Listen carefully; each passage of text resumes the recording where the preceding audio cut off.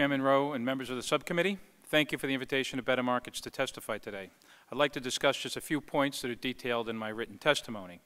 First, it is unacceptable that brokers and others today are allowed to put their economic interest above their clients' best interest. That conflict of interest is costing Americans saving for retirement tens of billions of dollars a year, every year. Make no mistake about it. That is what is at stake here, and ending that is what the Department of Labor's proposed rule is all about. Today, tens of millions of hardworking Americans are struggling to make ends meet, provide for their families, and save a little for retirement. Figuring out how to invest those retirement savings forces many to seek investment advice from a broker. But that broker can put his or her economic interest above the client's best interest. What does that mean? If there are two similar investments, but one pays the broker 5% and the other pays the broker 1%, then it's perfectly legal today for that broker to advise the client to invest in the product that will cost his client 5 times what it should be. Making matters worse, often the products that pay the brokers more don't perform as well as similar products.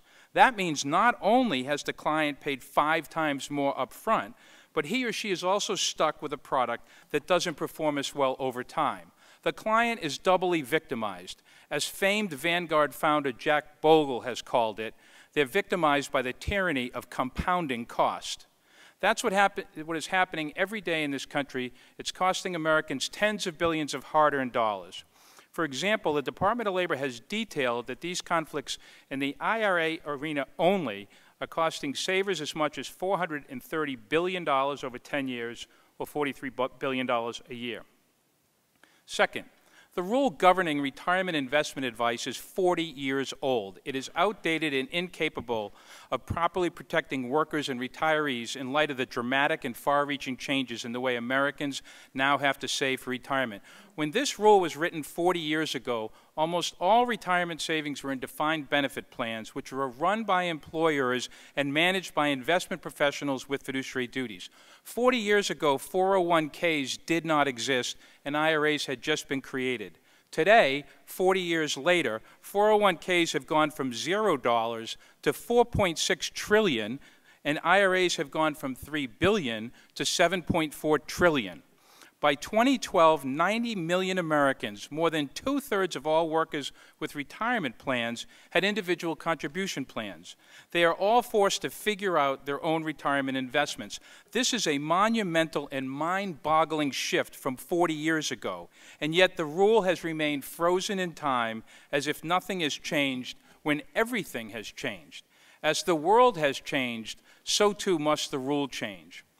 And the time is now for the Department of Labor to act. It has considered this proposal for years. It has sought and received input from all stakeholders, including in particular industry. It has addressed many of the industry's concerns and incorporated many of their suggestions into the proposal, including their priorities.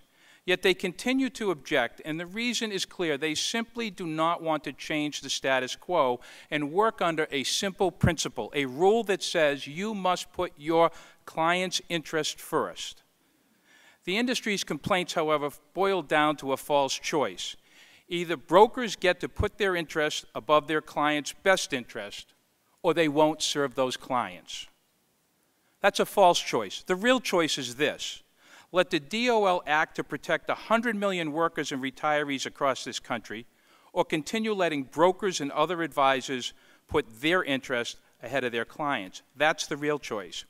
If some brokers don't want to do that or feel that they can't make enough money doing that, then there are plenty of retirement investment advisors who are more than willing to put the client's interest first. And frankly, today there are tens of thousands of advisors doing that right now across the country with fiduciary duties, low cost, best interest of the client, serving them today, literally hundreds of thousands.